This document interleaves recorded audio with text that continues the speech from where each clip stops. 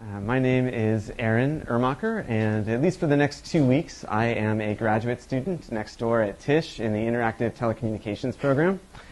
And as artists in this program, we spend a lot of time looking at how current technologies are going to change the way that we live. And I'm really interested in the way that they're going to change the way that we die. But in order to understand that, we first have to look at how we're living now and how it's changing. So the average Facebook user, over the course of 1 year, will add 1,080 different updates to their Facebook profile. That's an incredible amount, and that's just in 1 year. If you use a social network like Foursquare, you might see over 520 updates in a given year, places that you are, people that you're spending time with. And if you're on Twitter, you'll see that there's another 1,000 updates that you're adding to this picture of who you are. Now, we share all this information so that we can tell our friends and the people that we're spending time with where we are, what we're doing, what we're interested in. But what we're also doing, maybe unintentionally, is creating this record of who we are at this time. And that's the part that I'm most interested in. So if you put this information out there, you typically think about how you're going to use it now. And there are a couple of services that are available that will let you see how you used it then. One of them is for the site Flickr. There's a photo enthusiast blog called PhotoJojo, and they've created this tool where you can sign up, give them permission to go to your Flickr site, and they'll send you every month a couple of pictures that you took a year previously. If you use the social network Foursquare, there's a site that was just developed called Foursquare in 7 years ago, and they'll send you an email every day telling you where you were 1 year ago. So there are these tools that are out there that are helping us as individuals look at how we spend our time and where we're going and reflect on that. But what happens to all of this over the course of our lives? It becomes a kind of digital clutter. So in the same way that we now have basements full of all these old papers from high school and college and things that we can't throw away, we're creating this same type of clutter in our digital lives. We have emails that we can't bear to erase, photos, videos, all of this stuff that really defines us in a new way. But we don't have a way of looking at it or sharing it or passing it on to future generations. So if you're somebody that's famous, you have an archive. And so if you're a statesman or a senator or an entertainer, there are libraries and museums that want to take all of your old crap and figure out a way to put it into an order so that future generations can look at it, they can examine it, they can understand better who you were, what time you lived in. It's pretty incredible. But we don't have those tools for each of us. And I think that now that we create more and more data, we have to. So I have a friend who passed away a little over a year ago named Lisa. And as you do when somebody passes, you think about them often in certain situations. You see somebody that looks like them, or you hear a song that reminds you of them. But thanks to all of these new tools that we have, we remember people or see them in ways that are maybe a little bit unexpected. This is a screenshot from my phone book, and because we use all these different tools, Facebook, and we get our addresses from email lists and other contacts, they don't always sync together in the right way. And so rather than having one entry for a person, we have 1, 2, or 3. And each profile has a little bit of a different amount of information. It might have a different picture, a different link, a birthday, or something else. And so I tend to think about my friend Lisa a lot more often and see her in a lot of unexpected ways when I'm going through my phone book or otherwise interacting with all this other information that's out there. But with the absence of like some sort of online tool for us to use to commemorate people, as a community, we've found that we can use the tools that already exist to do that. And that's what we're trying to do. So if you go to the page of somebody who's passed away on Facebook, you'll often be able to see the stories that friends, when they have those moments of serendipity, when they see somebody, will update, and memories and things like that. And it becomes a place for us to communally remember these people who are no longer with us. Now, unfortunately, it's a little bit of a gray area as to how you take all this data that you have and pass it on to other people. There are tools that have gone out there that try and explore, the best way and the best practices. Right now, there seems to be a lot of focus on sites like Legacy Locker, Data Inherit, and Trustit.net.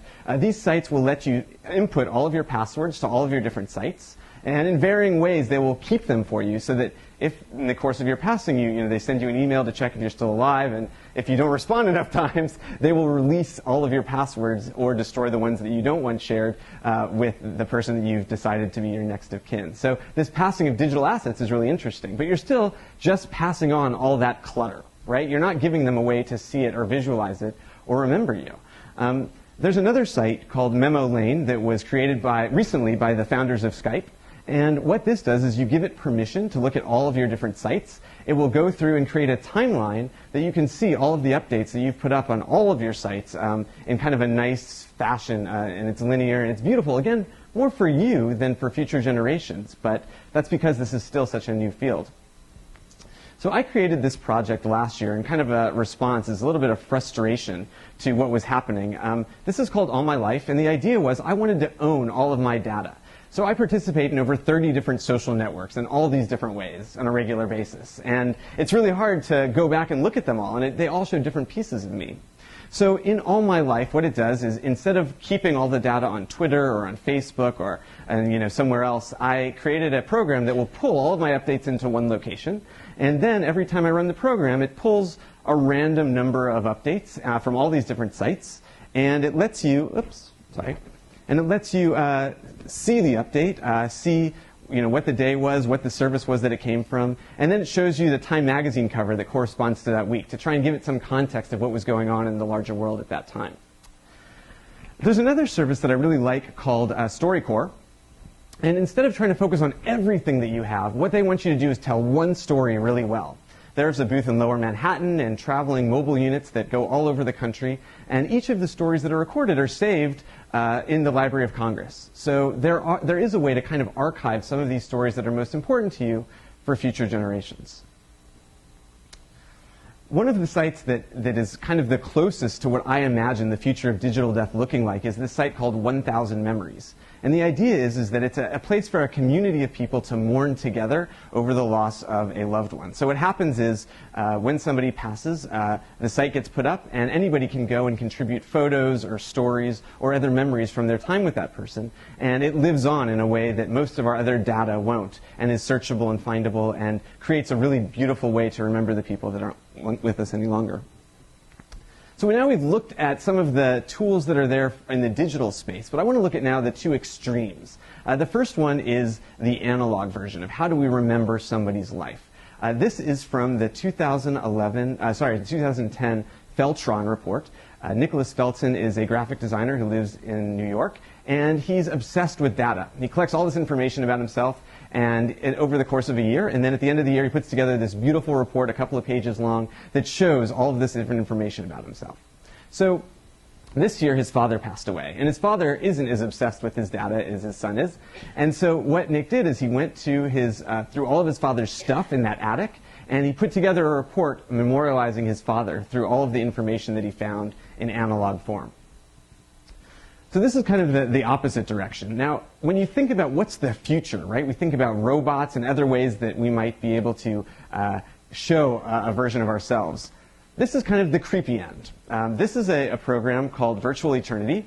And what you can do is you can create a chat bot that will look like you. You'll program it with all of this information about yourself. So you'll input stories as text. And so then when somebody goes to the site and they want to interact with you 50 years from now, they can type a question into that box and you will answer.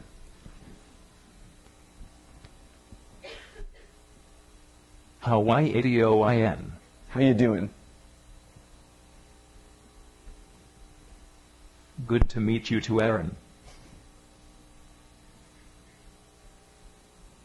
I can sing My Heart Will Go On like Celine Dion. So you can have this conversation, and as you can see, the audio sounds nothing like me. The picture is actually just a still picture that the company has animated. And it does go in the opposite direction and gives you the opportunity to see what you might look like in the future and create a version of yourself that future generations of your family might be able to interact with. For my project, I tried to do something a little bit more simple. I'm really interested in the way that we communicate and the way that we share, and I think that the idea of having all of this data there for somebody in the future to look at is a really good idea, and it's something that will happen one day, but we're not there yet. So instead of going to the extreme digital end, I tried to go back to a technology that most of us are comfortable with, which is the telephone. So in this project, Tell a Story, a user will sign up, and they'll pick the frequency of times they want to be called during the course of a year, whether it's twice a year on their birthday or twice a month. And when they receive the call, they'll be prompted to tell a story about some category, something that's interesting to them in their life. So you pick one of 9 different categories that I've set up. And when you receive the call, you tell the story, you hang up the phone, and the story is archived online for 25 years before it's released and playable by anybody. So you can go to the site, you can see all of the stories that have been recorded by each user, but until the time is up, you're not able to actually listen to them unless the user would change that. So I wanted to make a program that made it easy for you to share the stories with future generations of your family that you might not ever get a chance to meet. I wanted to make it easy to tell the stories, and I wanted to make it in your own voice. So I hope that this is something that future generations will use to better understand the roots from which they came.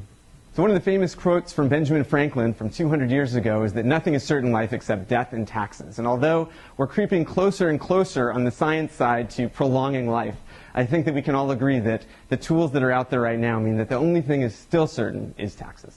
Thank you very much.